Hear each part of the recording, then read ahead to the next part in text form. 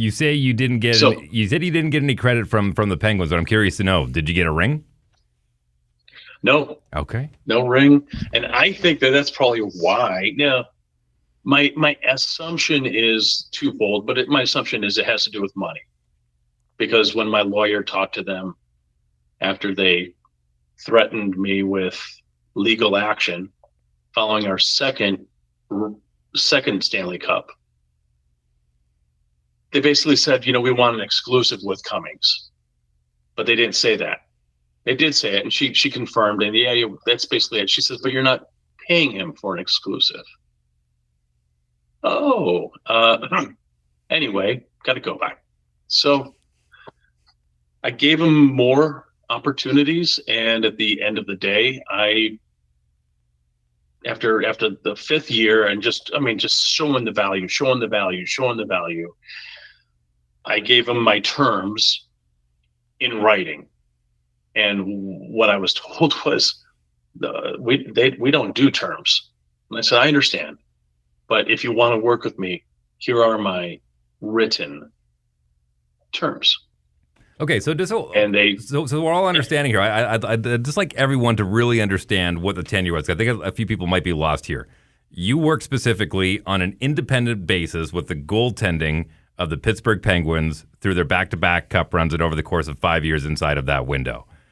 Were you approached by the team, or was this did you approach them? Did you approach the goaltenders? I'm curious to know how that relationship started. How do I say this concisely? 2004, I met an out-of-work goalie in Ocean Beach, tending bar in Ocean Beach, San Diego, California, during playoffs. And we worked on his mental and emotional well-being. He says, hey, my skills, they're top. So we just worked on his mental and emotional, and the guy, he applied himself better than most anybody I've ever worked with. He really took ownership of it. He really did. And what I brought, I believe, was the key jigsaw puzzle piece. He had 99 pieces, and I brought one, and boom, it all came together. By the, let's see, at one point in the summer, he got called up to summer skate with the Bruins, and then he was top dog of the three guys competing. And at the end of the summer skate, he was awarded, if I can say that, Bruins pads, which is really remarkable because he's a Boston guy. He grew up in Boston. He lives and breathes hockey. That's literally how he introduced himself to me. I realized I'm watching hockey in Ocean Beach. I'm the only person standing and screaming and cheering and yelling at the TV. I was feeling awkward. I realized I need a hockey buddy. I mean, this is like the dumbest thing, but in San Diego, I need a hockey buddy. And I remember the bartender had a Bostonian accent. So I call him. He's like, what you need down there? Like, come here. And he goes over. He's cleaning the bar. He's like, I got you. What you need? And I'm like, do you like hockey? What do you mean, do I like hockey? I live and breathe hockey. I'm a goalie. What do you mean, do I like hockey?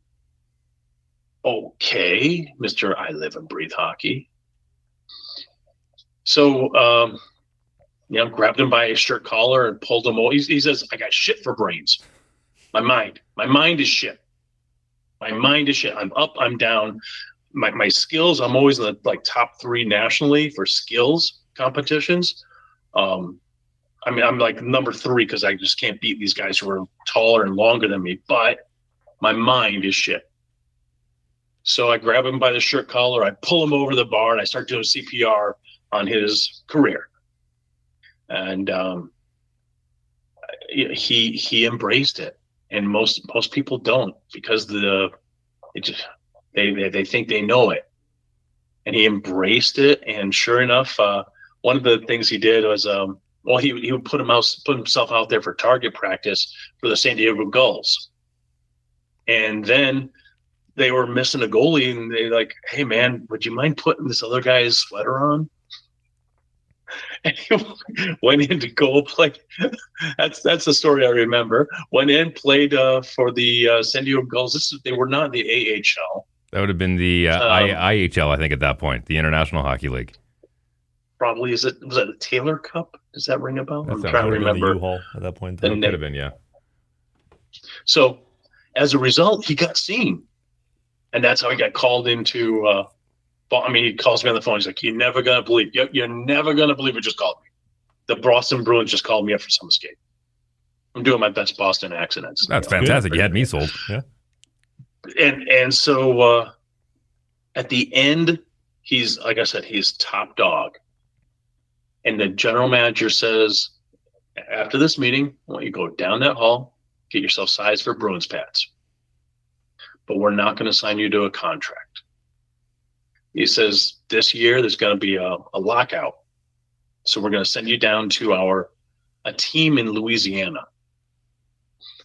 Hopefully one of Travis's teams.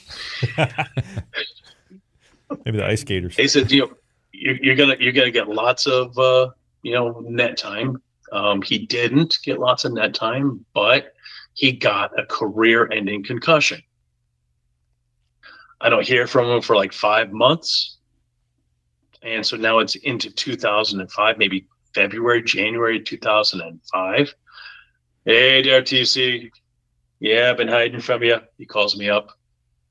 Yeah, sitting on the couch, eating cookies, feeling bad for myself, But then I remembered, man, what did I learn from TC? It's more than I got skills more than playing hockey. I'm a great coach. So I started up my own coaching business. GDS, Goaltending Development Services. And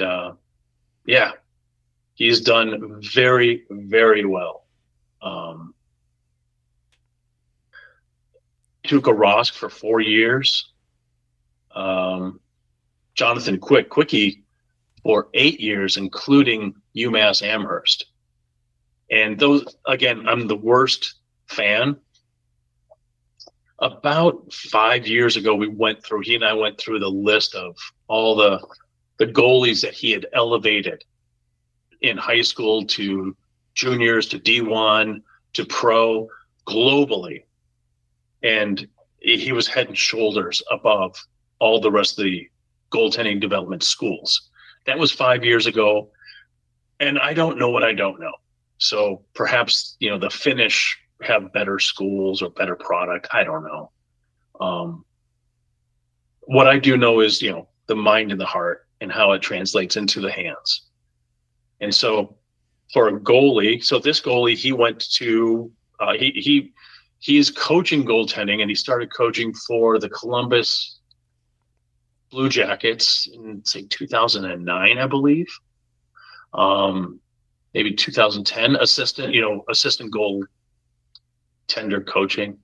And then he got brought in to work with Wilkes-Barre Scranton, the Penguins there.